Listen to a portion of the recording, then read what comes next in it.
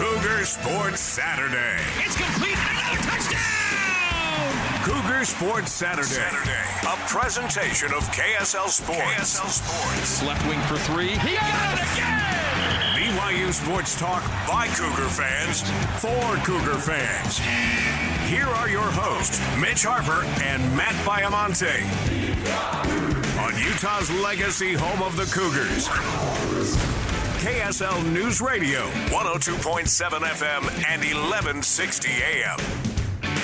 It's magical. It's spiritual. How can you not be romantic about this game? Just something like that. A couple of the guys, Waylon Abuaho was in tears on the sideline. Connor Pay scooting around in tears. Like it's a special experience, man. And doing it at home makes it even more fun. It was fun. It was just unbelievable, man. That's something that's going to be talked about for a long time, especially in my household. Welcome on in to Cougar Sports Saturday. Mitch Harper, Matt Baiamonte coming to you live one day after BYU takes down Oklahoma State in a miracle finish. And yes, Jake Retzlaff, it was spiritual. It was romantic. It was everything. BYU is 7-0. We're going to be with you over the next 3 hours, breaking this game down, checking in on college football throughout the day. Matt, so much to unpack on this loaded Cougar Sports Saturday where the Cougs pull off a miracle. We'll be talking football for the next 3 hours, breaking down this game, and because it was such a monumental win, we're doing something we've never done on Cougar Sports Saturday, Mitch. We're opening the phone lines, baby. Load them up. It's like a hybrid Cougar Sports Saturday, Cougar Nation. We want to hear from you. For those of you at the game, we want to hear your experience on that final drive, your thoughts on what that meant for BYU football going forward. So light us up, 801-575-8255. Also, Mitch, text us your thoughts on our question of the day. Do you believe this team will win the Big 12 Conference? I love the question you asked Kalani last night, which was starting to feel like a team of destiny in a lot of ways. How they keep winning these games in different facets as well. So, man, we got a lot to get to today. It's going to be a blast. It's going to be so much fun. You can interact with us throughout the show on X and, of course, on KSLSports.com, KSL News Radio app. But let's get into the leadoff. The starting lineup. A look at the stories making headlines right now. It's time for the starting lineup on Cougar Sports Saturday. BYU 38, Oklahoma State 35. 73 seconds were left. BYU fans, I think you felt down and out. You felt like, no. Oklahoma State puts together a 17-play drive. They take the lead 35-31. And you decide, okay, you're going to take your first L of the season. The undefeated ride is over. But Jake Retzlaff, Darius Laster, Chase Roberts, they had different plans as the Cougs get that win. It was an unbelievable moment. A fantastic win, Mitch. I love that they found a way to win despite not playing a great football game, and Kalani felt the same way. We just got to keep improving, getting better, but can't deny the opportunity for us to celebrate the win. It was good for the program, good for our team, good for the offense, and good for the players. Man, one of my first takeaways from that, Mitch, was teams that win Big 12 championships, they win games like this. Even teams like Texas last year that was in the playoff. They had scares along the way to winning a Big 12 championship, but you find a way to do it. 2 years ago, TCU, who could forget that craziness down in Waco where they're running their field goal team with no timeouts. They just ran them onto the field and kicked the game-winning field goal. This stuff happens. It's not reasonable to expect that every single week you're going to win comfortably, you're going to win by double digits en route to a championship. That's not how it works. You have to find ways to win tough games when you do not play your best football. And so there's still a lot of football left. I don't want to crown him a champion yet, but it really does start to feel like this team is capable of winning a Big 12 championship because one of the prerequisites, you have to find ways to win games when it looks like you can't win that game, and they did so last night. What's amazing, too, about that win is typically Kalani teams, they've had a great body of work when it comes to big wins. You think back to Wisconsin, there was the win against Utah in 2021 just a couple weeks ago when you take down K-State. I thought last week against Arizona was a big win. So many big victories in the Kalani Sitake era, Arkansas last year. But none of those wins had a last-minute drive. Typically, BYU's teams under Kalani, when they're put in that spot, they just don't get the job done. Yep. They come up short. Think about Coastal in 2020. They just come up short.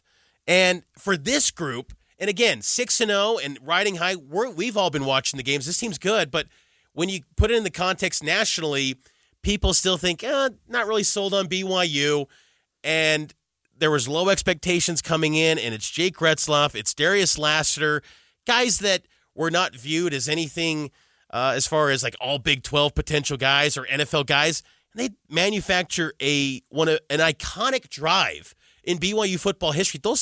That last drive will live in BYU history forever. I mean, Dave Broberg and the marketing team, the creative team, just go put the banner inside the concourse. Go put the signage in the halls at LES, right, at the press box, in the team facility. That's an all-timer. That's a win that will create generations of BYU fans. I thought BYU, when they had that post on their official team account, it's right. I mean, that's the type of win that just it is so memorable. It kind of reminded me a little bit with the 1984 team there last night.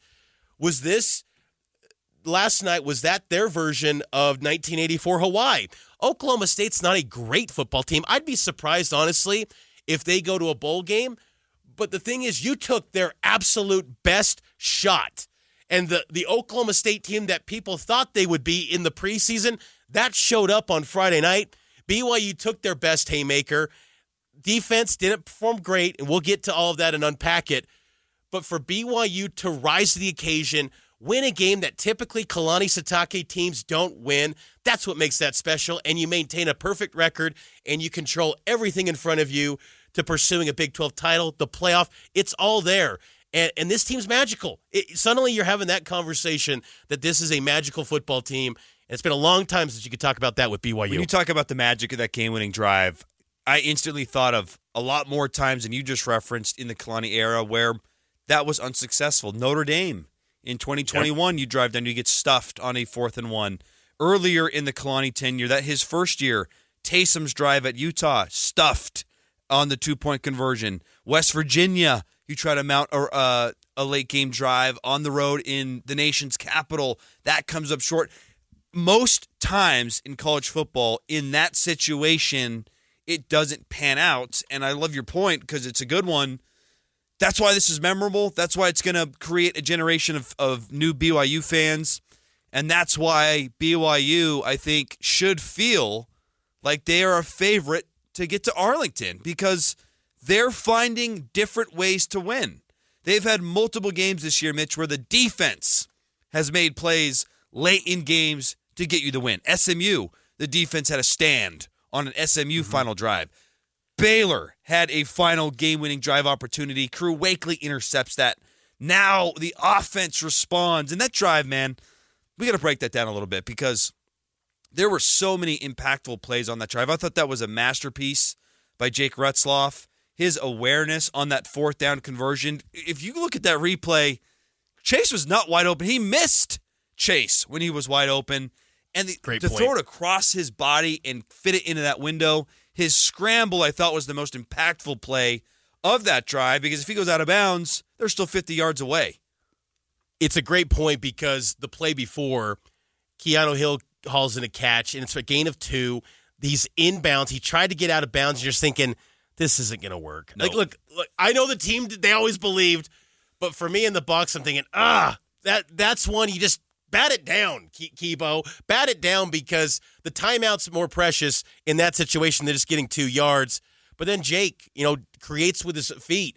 9 carries, 81 yards in the game. Jake has always been a dual threat guy, but he's been better than anyone thought, I think, on the ground this year. He's taken hits, and he's still getting upright. And then they clock the ball with about 19 seconds left. And then it's 2nd and 10 from the Oklahoma State 35. Initially, the play was intended for JoJo Phillips. Darius Lassiter makes a play, and BYU, bad tackling by Oklahoma State, BYU gets the victory in LES. That was just magical stuff, Matt. I mean, that is stuff that just adds to the aura. It was S-tier level excitement, magic. It was incredible. It was great stuff. I can't believe that this BYU team got it done, and it's pretty special to witness it. Absolutely. And I think Jake didn't play his best game, Mitch. He was 13 to 26, 2 picks. I mean, the one at the end of the first half wasn't that big of a deal, except for it could have been disastrous if they return that to the house and get 6 points on it and then get the ball to start the third quarter. However, Jake, to me, his self-confidence, his ability to brush off the mistakes, that's one thing you have to love about Jake, is that he doesn't get down on the mistakes. We saw that a little bit last year, where even in the Oklahoma game, he throws that 99-yard pick six, tries to chase him down, comes back and leads them down on a scoring drive on the next play. That is a tremendous quality that Jake has, his ability to put bad plays in the garbage can and keep playing. Because I thought when he came out, and there was that first pass where that was nearly a turnover when the ball got jarred out of Darius Lassiter's hands. I just felt like, I don't believe it's not going to happen. Yeah. And then at 4th and 8, I'm like, I just don't feel it. I don't believe it. But then it just changed so quickly, and it's just a magical trait by Jake to always put that bad play in the past and continue to believe. Here's Oklahoma State head coach Mike Gundy on Jake Retzlaff's performance. And then the quarterback broke out hit on a 30-yard guy down scramble. there, and and then they hit a guy down there, and we missed 3 or 4 tackles, and he scored a touchdown. I mean, I couldn't see a lot from across the field, but I kind of wish we'd have got him down at that point. But the quarterback made a couple plays. Good player. That's high praise from one of the great coaches in this league. If you don't think he's a great coach, look at what he did in this game. He coached through a battered eye. He battled the cattle. Besides what happened to him during his bye week, your new starting quarterback, Garrett Rangel, is running all over BYU on a 54-yard scamper where it just feels like BYU is against the ropes. He gets hurt. You got to go back to the guy who got benched, and your star running back, Ollie Gordon, who just loves playing BYU apparently, in and out of the game, banged up. You're missing so many defensive players. He hit the pokes within a play of upsetting and spoiling what is becoming a great BYU football season. And then he goes and says, Jake, despite not playing a great game, is a good player. If Mike Gundy thinks that, I think all of Cougar Nation, BYU fans can start to respect that Jake is a good quarterback in the Big 12. And Gundy's a good barometer because he saw Jake last year. This was the first time BYU had a repeat matchup as a Big 12 member against someone in the league. And so Gundy's seen both sides of the spectrum and the development from Jake Retzlaff. As the Cougs 7-0, we're going to continue to break this down. We'll read your text too. But before we get to a break, we got to talk about Beehive Mills.